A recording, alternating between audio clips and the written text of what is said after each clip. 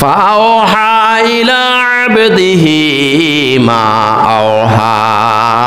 এই মেরাজের রাত্রে আল্লাহ রাসূল সাল্লাল্লাহু আলাইহি ওয়াসাল্লামের উপরে অনেক অনেক বেশি ওহী করেছেন।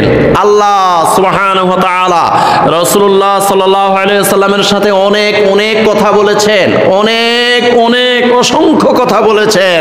ফাআওহা ইলা আবদিহি মা আওহা, অনেক অনেক বেশি ওহী ওই দিন নাজিল করেছেন এবং রাসূলুল্লাহ সাল্লাল্লাহু আলাইহি ওয়াসাল্লামের সাথে দিদার হওয়ার পরে রাসূলুল্লাহ সাল্লাল্লাহু আলাইহি ওয়াসাল্লামের সাথে অনেক বেশি কথা বলেছেন। মা কাযাবাল ফুয়াদু মা রাআ, রাসূলুল্লাহ সাল্লাল্লাহু আলাইহি ওয়াসাল্লাম যা দেখেছেন, সাত আসমানে এক এক আসমানে কি কি আছে এগুলো স্বচক্ষে দেখেছেন। এরপরে সিদরাতুল মুনতাহায় কি আছে ওইটাও দেখেছেন। তারপরে বাইতুল মামুরে কি আছে ওইটাও দেখেছেন। জান্নাতে কিভাবে শান্তি, জাহান্নামে কিভাবে শাস্তি প্রয়োগ করা হয় এগুলো স্বচক্ষে দেখেছেন। আরশ, কুরসি, লৌহ কলম সব কিছু নিজ স্বচক্ষে তিনি দেখেছেন।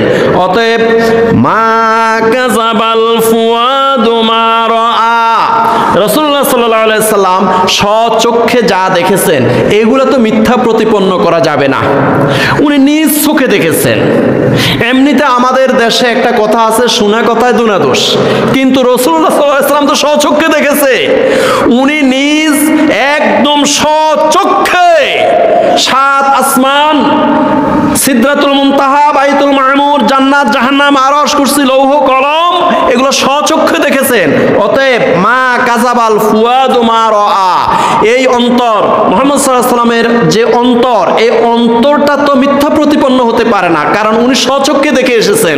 এরপরে তোমরা বিশ্বাস করছো না কেন? আফাতুমারুনাহু আলা মা ইয়ারা, মুহাম্মদ সাল্লাল্লাহু আলাইহি ওয়াসাল্লাম যেই আরশ, কুরসি, লৌহ কলম সহ জান্নাত, জাহান্নাম, সাত আসমান, সিদরাতুল মুনতাহা এগুলো সব স্বচক্ষে দেখেছেন, এগুলা নিয়েও তোমরা বাড়াবাড়ি করো কেন? এগুলা নিয়ে মতানৈক্য করো কেন? আল্লাহ পাক নিজে প্রশ্ন করতেছে কারে? আবু জাহেল, আবু লাহাব, উতবা, সায়বা, মুগিরা সহ এই বেঈমানদেরকে আল্লাহ পাক রব্বুল আলামিন বলতেছেন আফাতুমারুনাহু আলা মা ইয়ারা।